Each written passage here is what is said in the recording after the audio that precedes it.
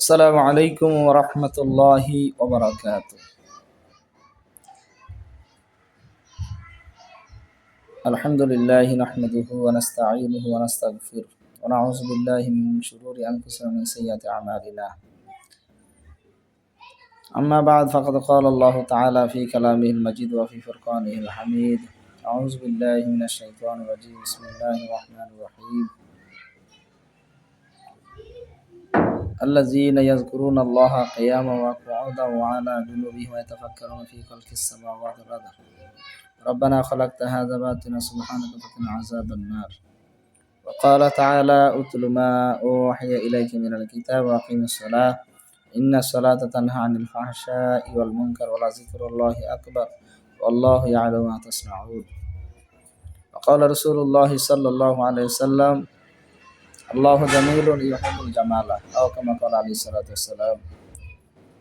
وقال النبي صلى الله عليه وسلم قال الطهور شطر الإيمان أو كما قال عليه الصلاة والسلام. وقال النبي صلى الله عليه وسلم قال الحياء شعبة من الإيمان أو كما قال عليه الصلاة والسلام. بارك الله لنا ولكم في القرآن العظيم ونفعنا وإياكم بالآيات وذكر الحكيم فاستغفروه إنه هو الغفور الرحيم. মুআজ্জাজ মুহতারাম, সম্মানিত দর্শক শ্রোতা, আল্লাহ রাব্বুল আলামিনের দরবারে লাখ কোটি শুকরিয়া জ্ঞাপন করছি যে মহান রব্বুল আলামিন আমাদেরকে আল্লাহ তাআলার মহান হুকুম, আল্লাহ তাআলার দ্বীন শিক্ষা, তলাবুল ইলমি ফরিদাতুন আলা কুল্লি মুসলিম, দ্বীনি ইলম তলব করা প্রত্যেক মুসলমানের ফরজ। মহান রব্বুল আলামিনের কাছে শুকরিয়া জ্ঞাপন করছি যে মহান রব্বুল আলামিন আমাদেরকে, আপনাকে এবং আমাকে ভিডিও তৈরি করার তৌফিক দান করেছেন এবং আপনি ভিডিওটা দেখছেন, দেখার তৌফিক পেয়েছেন। এই জন্য আবার বলি আলহামদুলিল্লাহ। কারণ হাজারো ভিডিওর ভিড়ে এই সময়টি আপনি ভিডিও দেখার, কিছু শিখার, কিছু পাওয়ার জন্য ভিডিওটা দেখতেছেন, আর আমি কিছু মেসেজ পৌঁছানোর জন্য ভিডিওটা তৈরি করতেছি, সময়টা পেয়েছি। আল্লাহ তাআলার কাছে এই জন্য শুকরিয়া আদায় করতেছি, আলহামদুলিল্লাহ। আজকে যে বিষয়টা নিয়ে আপনাদের সামনে এসেছি সেই বিষয়টা হলো পবিত্রতা এবং পরিষ্কার পরিচ্ছন্নতা।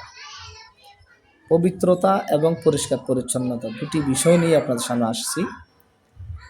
তো ভিডিওটা শুরু করার আগে আপনাদের নিকট একটা রিকোয়েস্ট থাকবে, সেটা হলো যারা আমার চ্যানেলে নতুন অবশ্যই চ্যানেলটা সাবস্ক্রাইব করে দিবেন, নোটিফিকেশনগুলো অল করে দিবেন যাতে আমার তৈরি করা ভিডিওগুলো সর্বপ্রথম আপনাদের নিকট পৌঁছে যায়। আর ভিডিওতে একটা লাইক দিয়ে দিবেন, আর ভিডিওটা যদি উপকার হয়ে থাকে তাহলে বন্ধুদের মধ্যে শেয়ার করতে ভুল করবেন না। এবং আপনাদের কোন বিষয়ে ভিডিও চাই সেই বিষয়ে কমেন্ট বক্সে অবশ্যই মতামত জানিয়ে যাবেন। আর আমার চ্যানেলের সমস্ত ভিডিওগুলো দেখার আমন্ত্রণ জানিয়ে শুরু করছি। তো পবিত্রতা এবং পরিষ্কার পরিচ্ছন্নতা তিনটি বিষয়।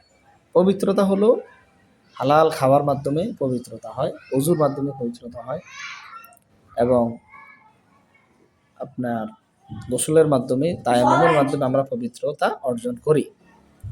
কিন্তু পরিষ্কার পরিচ্ছন্নতা যেরকম, আমরা পরিষ্কার পরিচ্ছন্নতার জন্য আমরা যেরকম পোশাককে পরিষ্কার পরিচ্ছন্ন রাখি,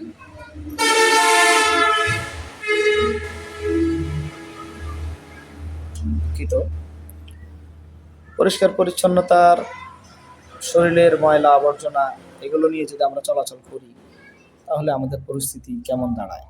আমরা কারো সামনে কিন্তু ভালো মতো কথা বলতে পারি না, আমাদের নিজেদের কাছেই একটু লজ্জা বোধ হয় এবং আমরা সংকোচ বোধ করি।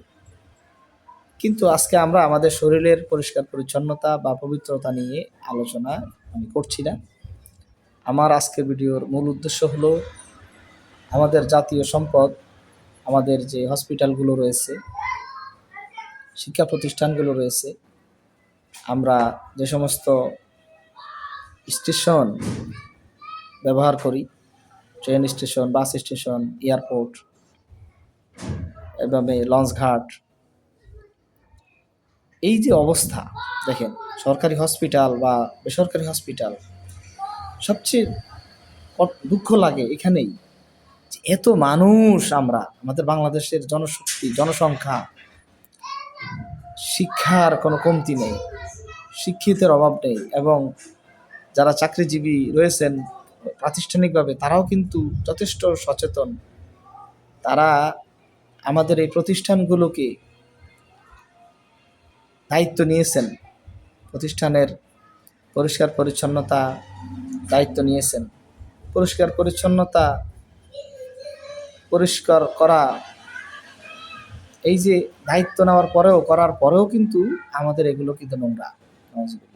কি অবস্থা দেখেন, আমরা আমাদের থুতু কোথায় ফেলতেছি, আমাদের পানের ফিক কোথায় ফেলতেছি, আমরা কি যে করতেছি।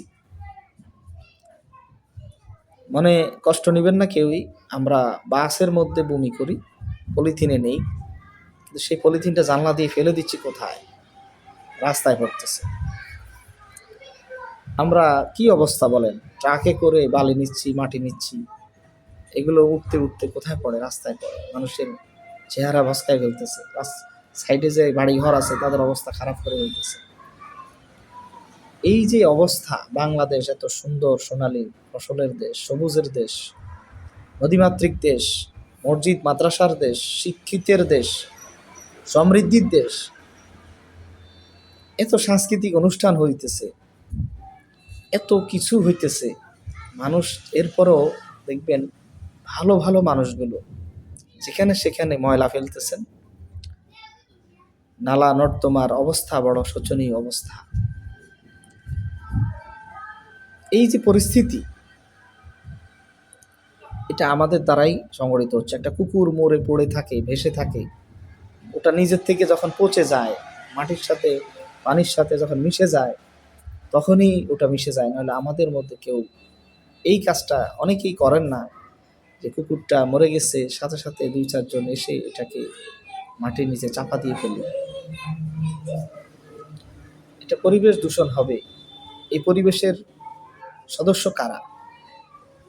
পরিবেশের সদস্য আমি, আমার পরিবারের সবাই, আপনি, আপনার পরিবারের সবাই, আপনার ছেলে, আপনার ছেলের পরিবারের সবাই, আপনার মেয়ে, আপনার মেয়ের পরিবারের সবাই, আপনার বন্ধু, আপনার বন্ধুর পরিবারের সবাই, আপনার কাস্টমারের পরিবারের সবাই, আপনার যে পেশেন্ট রয়েছে পেশেন্টের পরিবারের সবাই, আপনার যে প্যাসেঞ্জার রয়েছে প্যাসেঞ্জারের পরিবারের সবাই।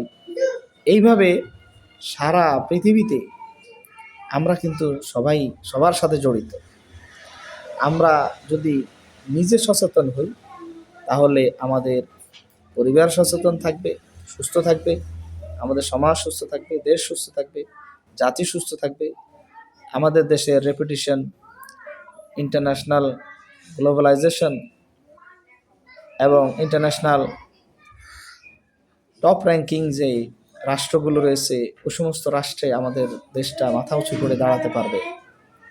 কিন্তু আমাদের দেশের যা পরিস্থিতি, যে অবস্থা, আমাদের হসপিটালগুলোর ফ্লোরের কি অবস্থা, দেয়ালের কি অবস্থা, বাথরুমগুলোর কি অবস্থা, এই কি অবস্থা বলেন। এখানে আমাদের চিকিৎসা সেবা নিয়োজিত আমাদের চিকিৎসকগণ কি চিকিৎসা করবেন? আমাদের নার্সগণ কি সেবা দিবেন, নাকি পরিষ্কার পরিচ্ছন্ন করবেন? এমনকি আমাদের যারা পরিচ্ছন্ন কর্মী রয়েছেন তারাও কিন্তু হতাশ। তারা দিবানিশি কাজ করেও কত পরিষ্কার করবে বলেন। কিন্তু এত মানুষ আসতেছে যাইতেছে, আমরা কেন সচেতন হইতেছি না? আমাদের মধ্যে কেন সচেতনতা নেই? রাস্তার পাশে এখানে সেখানে আমরা এই জাতি, এই মুসলমান জাতি, এই বাঙালি জাতি শিক্ষা থেকেও কেন মনুষ্যত্বহীন? এজন্য আমি আপনাকে বলছি, প্রথমে আপনার থেকে, আমার থেকে শুরু করি। আমরা আমাদের পলিথিন, আমরা আমাদের মাছের উচ্ছিষ্ট, আমরা আমাদের হাটবাজারের উচ্ছিষ্ট, আমরা ময়লা আবর্জনা এগুলো যেখানে সেখানে ফেলবো না। এগুলোকে নিয়ে আমরা একটু ভাববো, তাহলে দেখবেন একটু মাথায় চিন্তা চলে আসবে। তো এই ছিল আজকের ভিডিওটা ভালো লেগে থাকলে অবশ্যই অন্যদের সাথে শেয়ার করে দিবেন, আর অবশ্যই কমেন্ট বক্সে আপনাদের মতামত জানাবেন, ভুল করবেন না। আল্লাহ হাফেজ। আসসালামু আলাইকুম ওয়া রাহমাতুল্লাহি ওয়া বারাকাতুহু।